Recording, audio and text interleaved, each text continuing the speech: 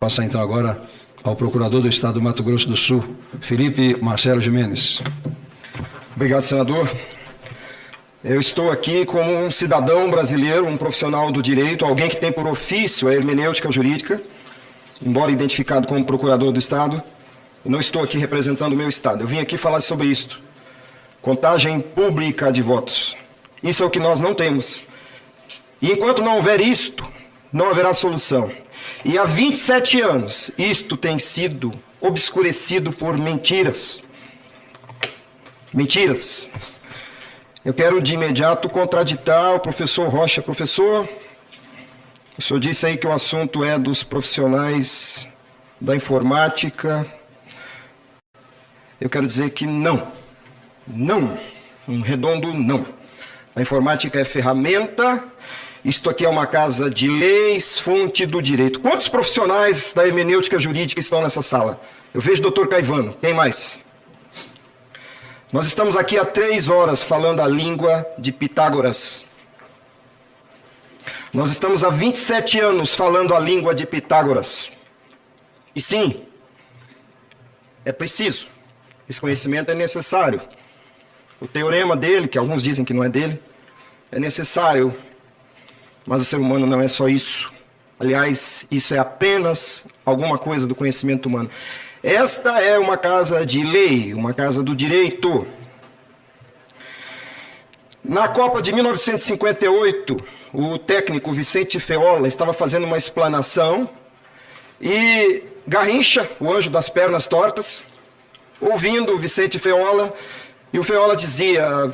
Eu não lembro o nome dos outros jogadores, mas fulano vai para a esquerda, o outro vai para a direita, a gente atrai a defesa russa, o Garrincha era ponta direita, desce pela direita, cruza e o Vavá arremata. Ele estava desenhando a estratégia do jogo, e aí o Garrincha, na sua simplicidade, vira para o técnico e diz: seu Feola, o senhor combinou isso com os russos?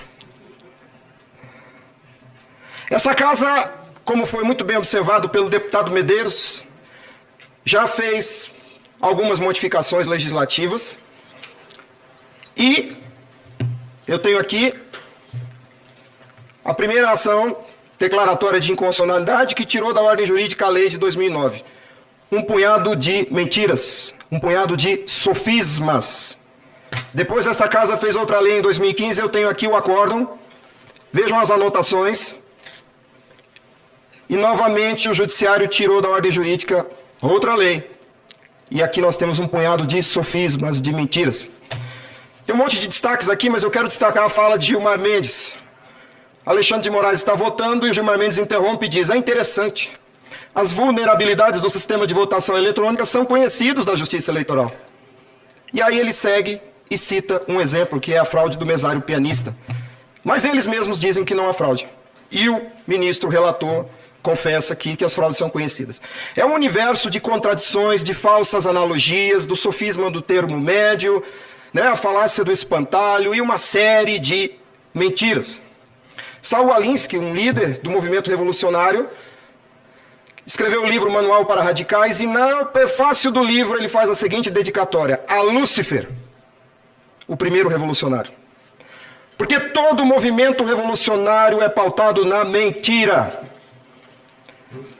Eu gostaria que vocês focassem nisso aqui. Contagem pública de votos.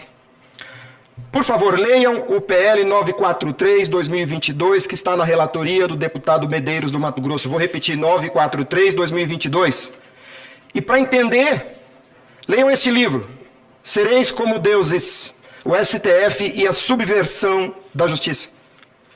Leiam pelo menos o capítulo 4º desse livro, onde eu exponho a teoria que está no projeto 943/2022. Essa cena aqui é quando começa o movimento revolucionário. Quando Lúcifer, pela primeira vez, faz uso da ferramenta do movimento revolucionário, que é a mentira. Por isso estão aqui Adão e Eva sofrendo a primeira ação do movimento revolucionário. Um punhado de mentiras. Quando Jesus disse aos fariseus que criticavam os seus discípulos por comerem sem lavar as mãos, nosso Senhor Jesus Cristo disse: o que faz mal para o homem é o que sai da boca. E o que sai da boca são as palavras. porque é pela palavra que a mentira conduz o homem ao erro. Palavras. Uma pessoa disse aqui nesta casa certa vez, o Felipe só fala de semântica. Isso tudo que ele diz é só semântica. A testemunha disso está sentada ali no fundo. Ouviu na boca de alguém criticando a minha exposição. Pois bem, semântica é o domínio do significado das palavras. Se esta casa já fez outros textos normativos tentando devolver ao povo brasileiro poder sobre a eleição, e essas normas foram derrubadas por sofismas, e doutor Amilcar aqui do lado disse, não adianta. Se alguém quer fazer emenda constitucional, pois faça. Criem uma autarquia sujeita ao poder legislativo para executar o serviço eleitoral. Tirem do STF a competência do ato concreto. Reservem à Corte Constitucional apenas o controle abstrato de constitucionalidade. Isso fará uma diferença absurda para esse país. Muitas cortes constitucionais no mundo têm apenas o controle abstrato de constitucionalidade. Deixem o exame do fato concreto ao STJ, ao Superior Tribunal de Justiça. Eliminem essa hibridez, essa confusão de poderes que está centrada no STF. Os senhores podem fazer isso, senadores. Há vários projetos para corrigir o artigo 101 da Constituição Federal. Bom, como pode ser possível que esse problema seja corrigido? No uso adequado das palavras. E as palavras não são do idioma de Pitágoras, são do idioma de Aristóteles. Nós ficamos 3 horas aqui discutindo o idioma de Pitágoras. Vamos discutir o significado das coisas? Vamos discutir qualidade, significado, sentido. Foco. Eu ouso dizer, máquinas novas não são a solução, muito embora tenham sido usadas aqui como paradigma. Quem tem que certificar uma eleição, professor Rocha, é o povo. Certidão é atributo de existência. Uma certidão significa que determinado fato aconteceu. Quando você colhe uma certidão em algum lugar no serviço público, você está colhendo uma prova de que algo aconteceu. Certeza é atributo de existência. Quem tem que certificar uma eleição é o povo, porque nós estamos em um regime de poder do povo. Demos graças, poder do povo. Por que o cidadão Clériston morreu? Porque existe uma mãe viúva e 2 filhas órfãs. Clériston morreu porque o serviço eleitoral brasileiro viola, desrespeita o princípio constitucional da publicidade há 27 anos. O serviço eleitoral realiza um ato ilegal, inconstitucional e antidemocrático. Eles que gostam tanto de acusar tanta gente de atos antidemocráticos, pois a contagem eletrônica de votos é secreta, e a contagem eletrônica de votos, por ser secreta, ela viola o princípio constitucional da publicidade e é, sim, ilegal, inconstitucional e antidemocrática. Por quê? Porque tira do povo o poder sobre a eleição.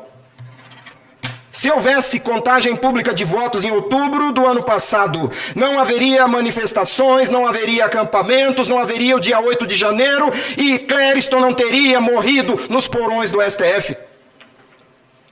Sigam essa linha de causa e efeito. Entendam, há um cidadão brasileiro que morreu nos porões do STF, porque o STF e o Tribunal Superior Eleitoral não respeitam a Constituição Federal deste país.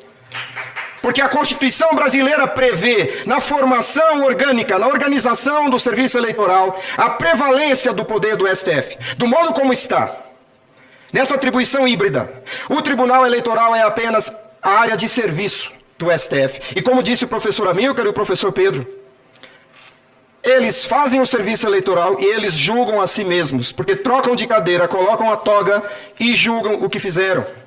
Não há auditoria. Quando algum acéfalo para você disser, há várias auditorias, diga não há nenhuma. Porque auditoria implica em que alguém seja auditado. Eu não posso auditar a mim mesmo.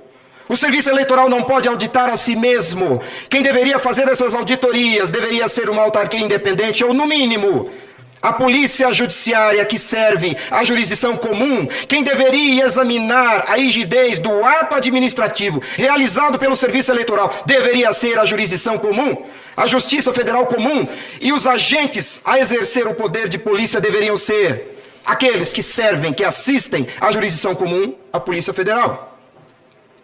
É um completo absurdo, eu estou aqui cercado de cientistas, o senador é um auditor por ofício. É um completo absurdo que alguém diga que está fazendo uma auditoria quando está examinando a própria conduta. É irracional o que se faz há quase 30 anos nesse país. É irracional. Esses dois homens aqui são dois cientistas. Eles estão há mais de 20 anos repetindo razões científicas do absurdo que o Serviço Eleitoral faz. Vocês precisam voltar-se para a própria língua e começar a apreciar o significado das palavras e entender as diferenças e perceber as mentiras. Voto não é sufrágio. Voto não é secreto. Voto não é eleição. Eu vou repetir. Voto não é sufrágio. Voto não é secreto. Voto não é eleição. Eleição, elegere, escolha, acontece quando a vontade majoritária é conhecida.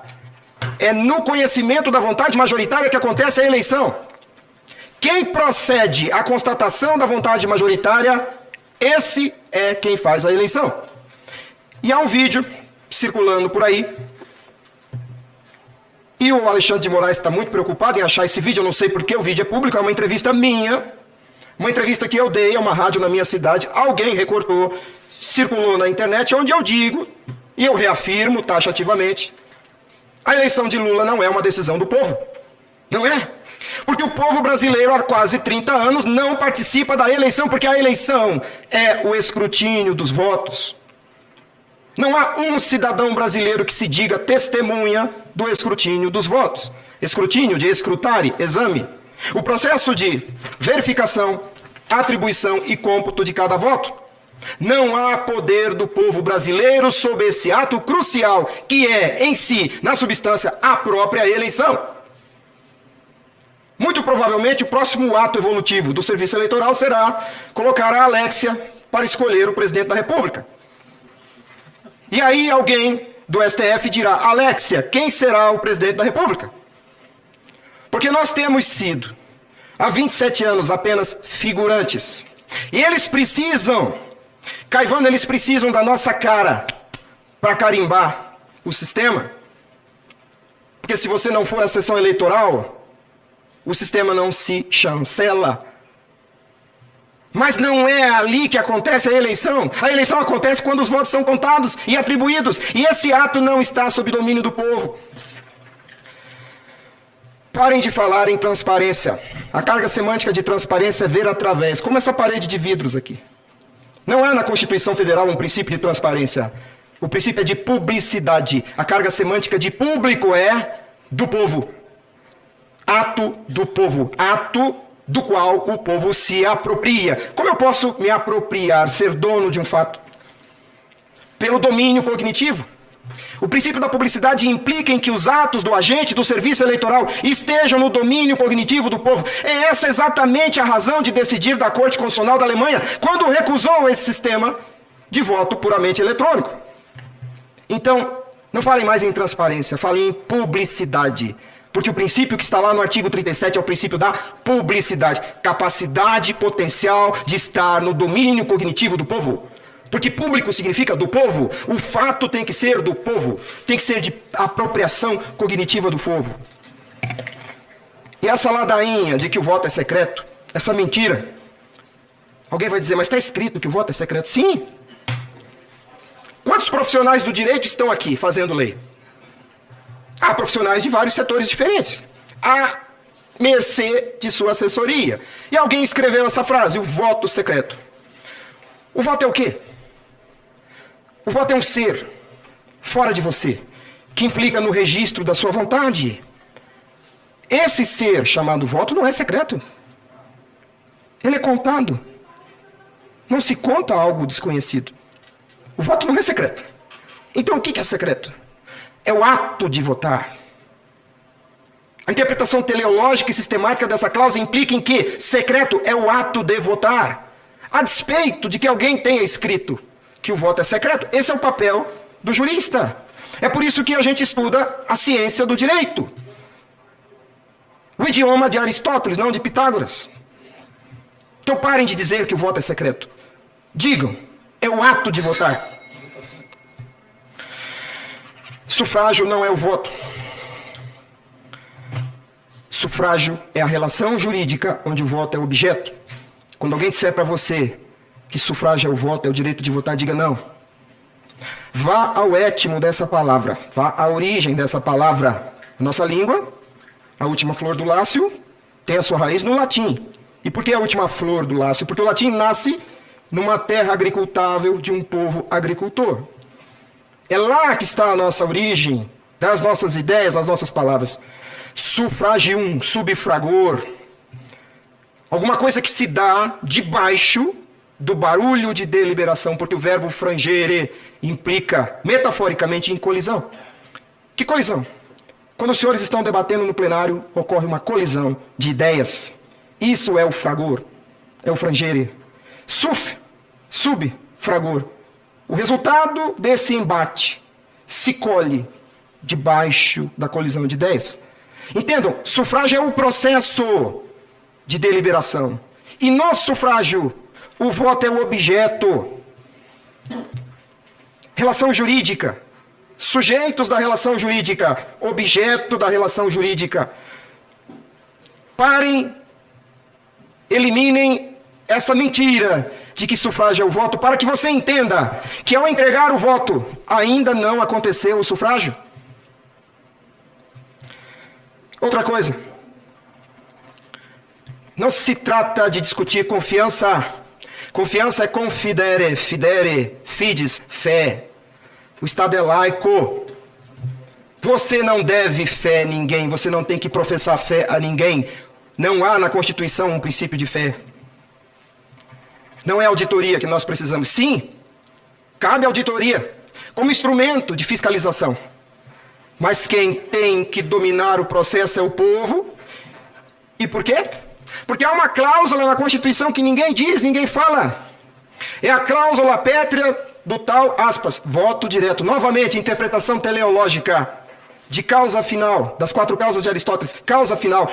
O que a lei quer proteger? Qual é o espírito da norma? Qual é a mens legis? O que está ali naquele texto? Que interpretação eu posso extrair disso? Que seja compatível com toda a ordem jurídica que é um sistema. E nessa compreensão sistemática, que bem jurídico eu vejo sendo protegido pela norma? Para entender o que está ali. Qual a mens legis, o espírito? Voto não é direto, porque direto é predicado de relação. Direto é um adjetivo que predica uma relação. Relação de A para B.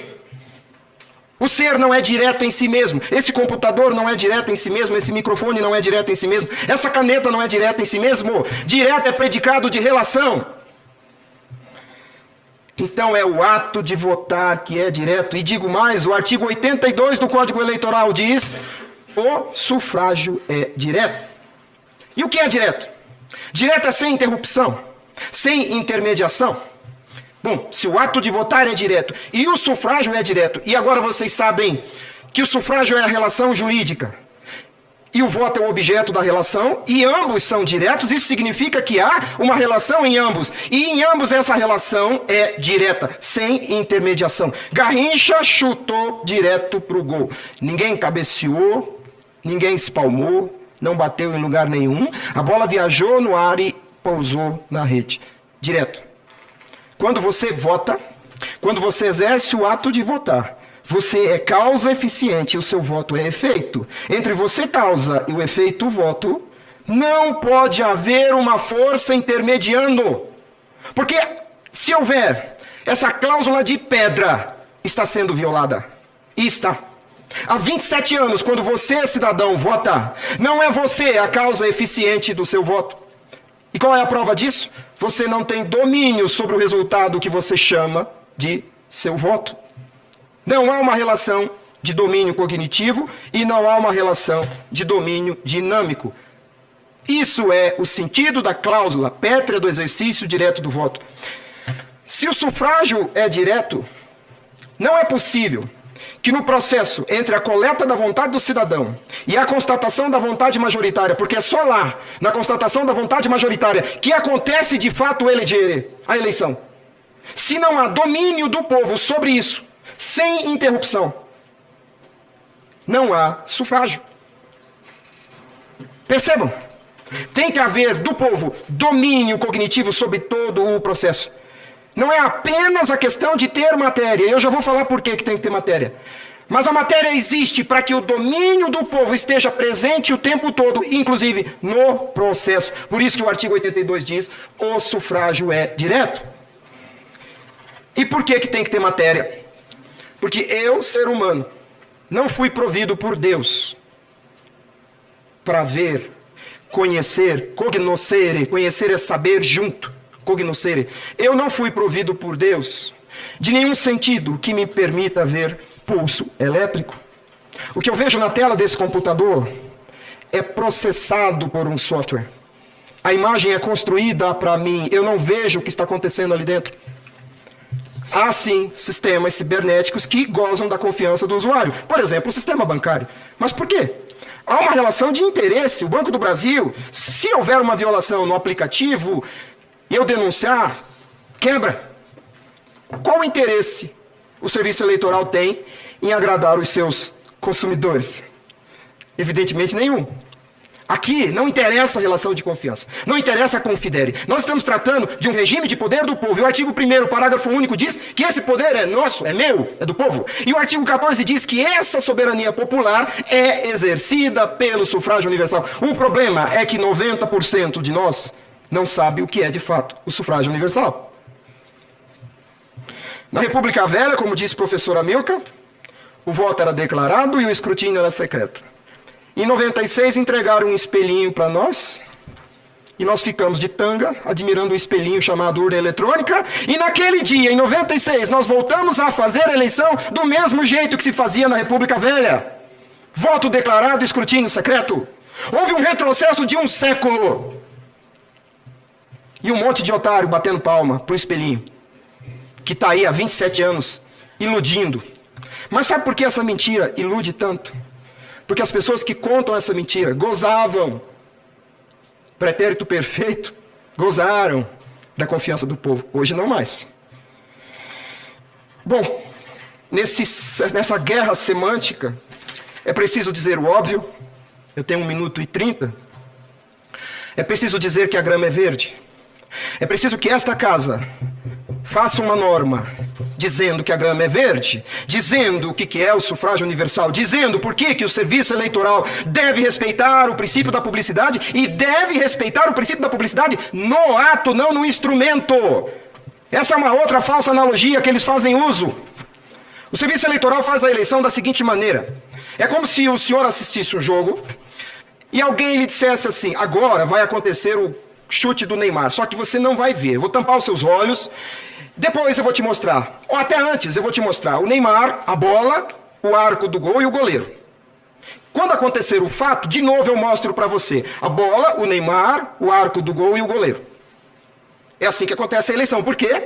Numa falsa analogia, num sofisma mentiroso, eles hipoteticamente dão publicidade ao software. E esperam que você, tendo conhecido o software, se dê por satisfeito, porque hipoteticamente você conhecerá o fato que será realizado com o instrumento.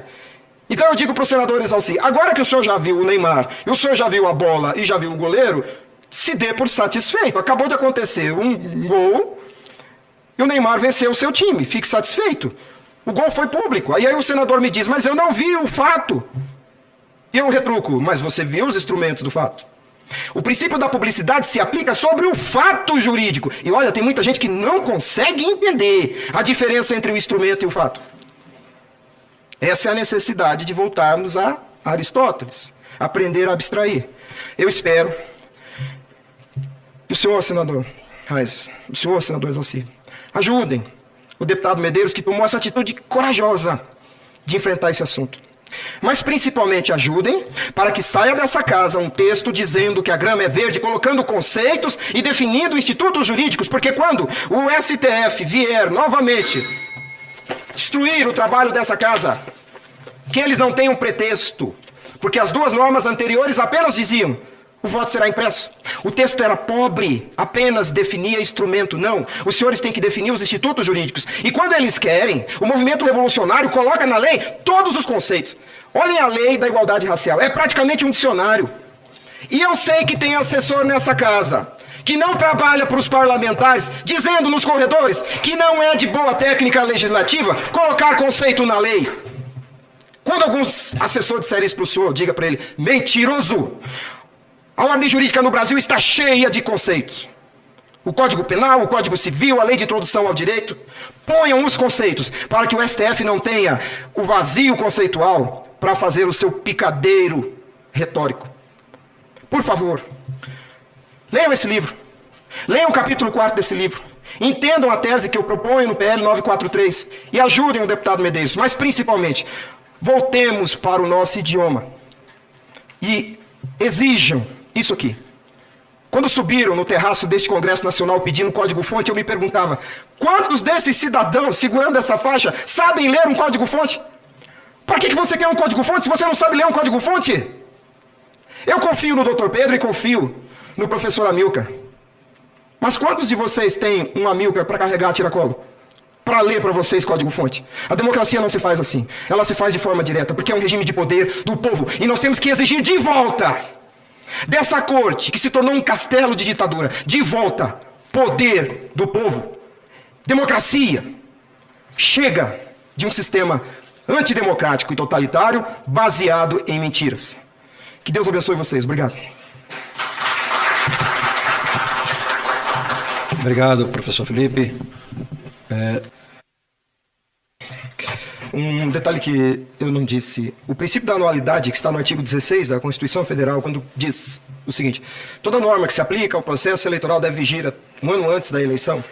Novamente, a lei não se apreende dela o seu conteúdo pela pura e simples leitura, a interpretação sistemática e teleológica do princípio da anualidade. O princípio da anualidade tem como bem jurídico a paridade de arma, o equilíbrio na disputa pela vaga eletiva, na disputa pelos votos. É apenas esse o bem jurídico protegido. E o que eu estou colocando aqui está na jurisprudência do próprio STF.